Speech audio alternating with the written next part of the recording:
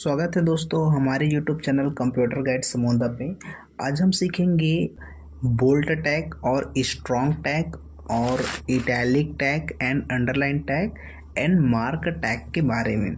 ये सब टैग क्या होता है इसके बारे में जानकारी लेते हैं। तो जैसे कि देखिएगा, हमने एक टेक्स्ट लिखा है, ये नॉर्मल टेक्स्ट लिखा, देखिएगा हमारे सामने एक जो HTML फॉर्मेट पे लिखा हूँ, ये नॉर्मल टेक्स्ट लिखा है। इसको देखिए मैंने कुछ इस तरह से डिज़ाइन किया है बॉडी के अंदर ही। अगर इसी टेक्स्ट को अगर मैं मोटे अक्षरों पे अर्थात बोल्ड अक्षर पे लिखूं तो ये बी, और ये इस टैग को हम क्लोज कर लेते हैं। देखिएगा अब कुछ लिखना चाहें इसके अंदर,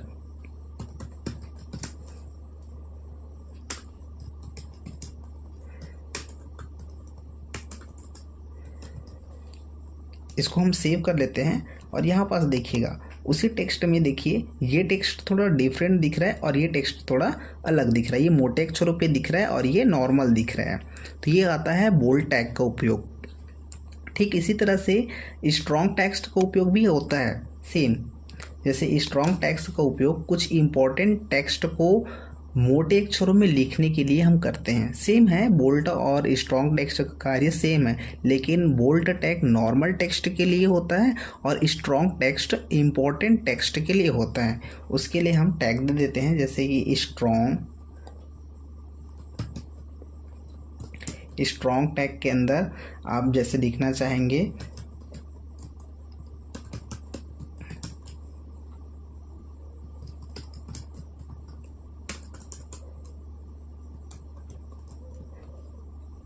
और ये स्ट्रॉन्ग टैग को आप क्लोज कर लीजिए,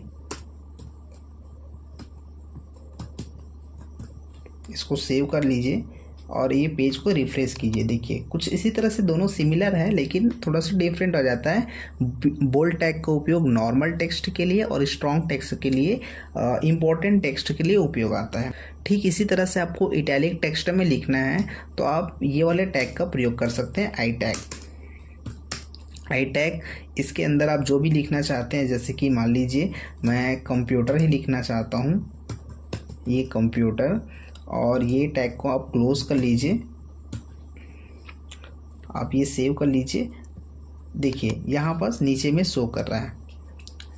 पैराग्राफ चेंज करने के लिए आप BR टैग का प्रयोग करते हैं। जैसे कि मुझे इस पैराग्राफ को नीचे या दूसरे पैराग्राफ में लिखना है तो यहीं पास आप BR टैग का प्रयोग कर सकते हैं, BR।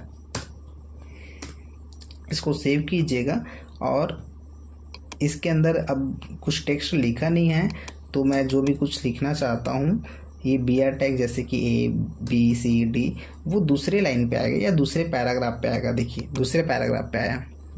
ठीक इसी तरह से अगर आपको अंडरलाइन दे के लिखना है तो अंडरलाइन के लिए भी एक टैग है यू टैग। जो भी आप कुछ डेटा लिखना चाहते हैं, जैसे कि मैं कंप्यूटर गाइड समोदा लिखना चाहता हूँ, ये अंडरलाइन पे रहेगा। अंडरलाइन टैग हम क्लोज कर लेते हैं, ये सेव कर लीजिए। फिर पेज को सेव कर लेना, रिफ्रेश करके देखिएगा इसमें अंडरलाइन टैग ओपन हो जाता है। तो कुछ इसी तरह से आपको बोल्ट, स्ट्रॉन्ग और आई या यू या मार्क। अच्छा एक और टैग है मार्क। मार्क का उपयोग हम कैसे करेंगे? मार्क टैग का उपयोग अगर कोई टेक्स्ट को आपको हाईलाइट करना है तो उसके लिए किया जाता है। जैसे ये मार्क के अंदर जैसे कि मुझे कोई टैग लिखना है, जैसे मान लो ये टेक्स्ट को मुझे मार्क रखना है,